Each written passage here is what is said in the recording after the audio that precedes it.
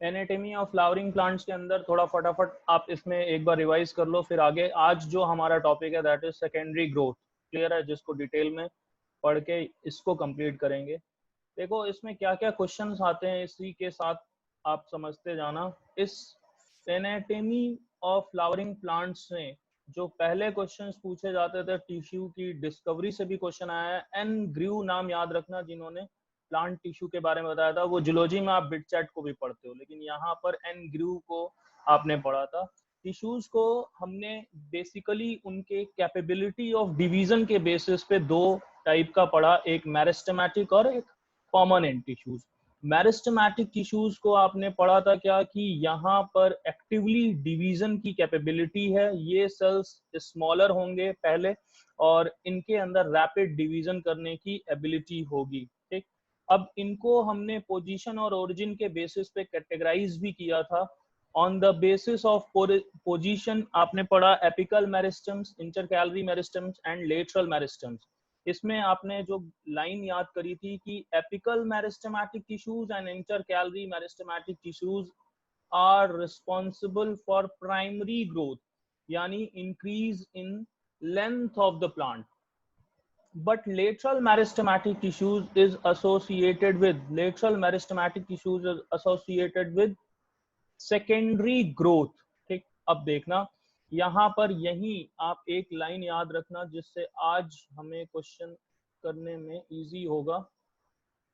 यहाँ पर आपको याद रखना है लेटरल मेरिस्टेमेटिक टिश्यूज, ठीक, या सेकेंडरी मेरिस्टेमेटिक टिश्यूज, ये सिलेंड्रिकल मेरिस्टम्स होंगे, fascicular vascular cambium, interfascicular cambium and cork cambium. ये तीनों ही क्या, fascicular vascular cambium, intrafascicular cambium and cork cambium, ये तीनों एग्जाम्पल हैं किसके, लेटरल मेरिस्टम्स के। क्लियर है? लेटरल मेरिस्टम्स के तीनों याद हो गए, फेसिकुलर, इंटरफेसिकुलर और कॉर कैम्बियम। अब यहाँ पर आप देखते हो नेक्स्ट जो हमें जानना था, परमानेंट टिश्यूज दो टाइप के हैं, एक सिंपल और एक कॉम्प्लेक्स। सिंपल के अंदर मैंने आपको डिटेल में बताया है कि ये जो पैरेन्काइमा है, कॉलनकाइमा है, स्केलेरनकाइमा है, इनका क्या रोल है। मोस्ट अबंडेंट पैरेन्काइमा है, फोटोसिंथेसिस, सिक्रीशन, सिंथेसिस, इन सब का फंक्शनल पैरेन्काइमा परफॉर्म करता है। सबसे ज्यादा यही पाया जाएगा। कॉलनकाइमा जो कि लिविंग मैकेनिकल टिश्यूज हैं, डिपोजिशन होता है पेक्टिन का, सपोर्टिव रोल प्रोवाइड करते हैं। एंड स्केलेरनकाइमा जो आपने पढ़ा, दो फॉर्म, फाइबर और स्केलरिड्स, और इनको हम डेड मैकेनिकल टिश्यू बोले थे। ठीक, इतना सब कुछ आपने पढ़ा था पहले वाले लेक्चर में। यहाँ स्केलेरनकाइमा के दोनों फॉर्म्स में से फाइबर्स के लिए आपको याद रखना है कि ये पॉइंटेड सेल्स होंगे, थिक वॉल्ड होंगे और ग्रुप्स में प्रेजेंट होंगे। स्केलरिड्स जो कि ओवल, स्फेरिकल या सिलेंड्रिकल हो सकता है, और इनके अंदर नैरो कैविटीज प्रेजेंट हो सकती हैं। कॉमनली कहाँ पे पाए जा रहे हैं, fruit walls of nuts, pulp of fruits like guava, pear, sapota, seeds of legumes में भी और टी लीव्स में, इन दोनों जगहों पे भी ये स्केलेरनकाइमेटस टिश्यूज प्रेजेंट होंगे and mainly responsible for mechanical support to the organs. फिर हमने कॉम्प्लेक्स टिश्यूज को डिस्कस किया था डिटेल में, जिसमें जाइलम और फ्लोएम के बारे में आपने पढ़ा था। जाइलम के अंदर जो कंपोनेंट्स थे, tracheids, vessels, xylem parenchyma and xylem fibres. Tracheids को हमने बोला है ये मोस्ट प्रिमिटिव है और यूनिसेलुलर है, इम्परफोरेटेड है, जबकि वेसल्स जो हैं ये क्या हैं, एडवांस्ड हैं, एंजियोस्पर्म्स के कैरेक्टरिस्टिक्स हैं, और ये इलोंगेटेड होंगे और ट्यूब लाइक होंगे, सिलेंड्रिकल ट्यूब लाइक, और मल्टी सेलुलर होंगे, कई सारे सेल्स से ये मिलके बने होंगे।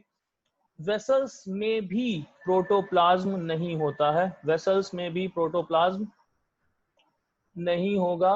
और यहाँ पर आप देखोगे कि वेसल फाइबर्स का क्या रोल होगा, और फाइबर्स जनरली जहां भी वर्ड आएगा याद रखना स्केलेरनकाइमा को, स्केलेरनकाइमेटस नेचर के होंगे, जो मेनली रिजिडिटी, स्ट्रेंथ प्रोवाइड कर सकते हैं।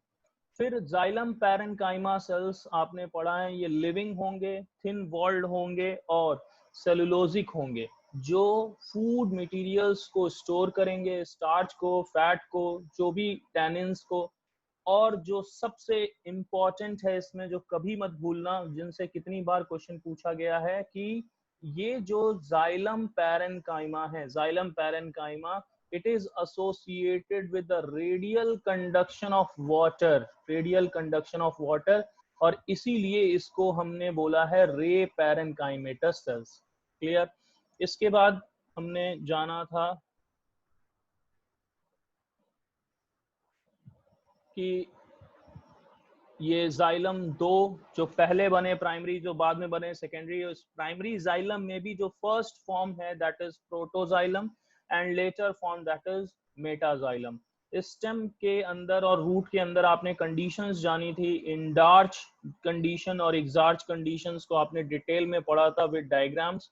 फ्लोएम के अंदर आपने क्या देखा कि फ्लोएम एसोसिएटेड है फूड ट्रांसपोर्ट से, और इनके अंदर जो कंपोनेंट्स हैं वो है sieve tube elements, companion cell, phloem parenchyma and phloem fibres. यहाँ पर आपको एक बात जो याद रखनी है कि जिम्नोस्पर्म्स के अंदर क्या प्रेजेंट होगा और क्या एब्सेंट होगा। तो अगर हम बात करें प्रेजेंस की, तो वहां पर एल्ब्यूमिनस सेल्स प्रेजेंट होंगे, किसकी जगह पे, कंपेनियन सेल की जगह पे, और स्टीव ट्यूब एलिमेंट नहीं होगा, वहां पर केवल सीव सेल्स प्रेजेंट होंगे, वहां पर केवल क्या होंगे, सीव सेल्स प्रेजेंट होंगे। क्लियर। इसके बाद आपने यहाँ पर कंपेनियन सेल का रोल पढ़ा है, जो एंजियोस्पर्म्स के अंदर और सीव ट्यूब एलिमेंट्स का जो सपोर्टिव रोल है, सीव ट्यूब एलिमेंट को जो सपोर्टिव रोल प्रोवाइड कर रहे हैं वो कंपेनियन सेल हैं। यहाँ कंपेनियन सेल से एक क्वेश्चन जो आपको कल भी मैंने याद कराया था, उसी को आपको याद रखना है। कंपेनियन सेल, कंपेनियन सेल्स, पहली बात तो ये स्पेशलाइज्ड पैरेन्काइमेटा सेल्स हैं ही। ये जो लाइन है, ये गोल्डन लाइन है इसकी, the companion cells help in maintaining the pressure gradient in the sieve tubes. कितनी बार क्वेश्चन यहाँ से पूछा गया है, इसलिए इसको याद रखना। इसके बाद जब आप आते हो फ्लोएम पैरेन्काइमा पे, तो पैरेन्काइमा का रोल लगभग हर जगह सिमिलर होगा कि ये स्टोर करेंगे फूड मटेरियल्स को। और फ्लोएम पैरेन्काइमा के अंदर आप देखोगे कि ये एब्सेंट होंगे, ये भी इंपॉर्टेंट लाइन थी।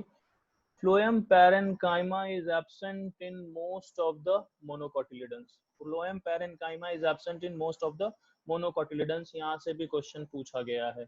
इसके बाद फ्लोएम फाइबर्स, जो अब बताने की जरूरत नहीं है, सभी को एकदम से याद हो गया होगा कि ये बने होंगे स्केलेरेन्काइमेटा सेल से, और ये जनरली मोस्टली प्राइमरी फ्लोएम के अंदर, these are generally absent in the primary phloem, लेकिन सेकेंडरी फ्लोएम में ये प्रेजेंट होंगे। इलोंगेटेड हैं, अनब्रांच्ड हैं, इलोंगेटेड हैं, अनब्रांच्ड हैं।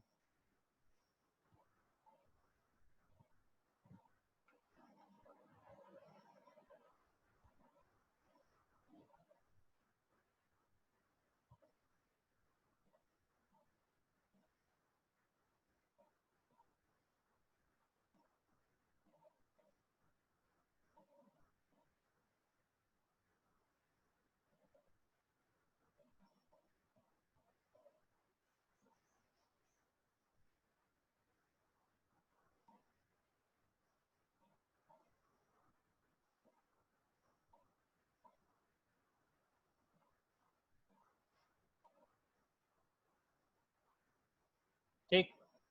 इसके बाद यहाँ पर आपने क्या पढ़ा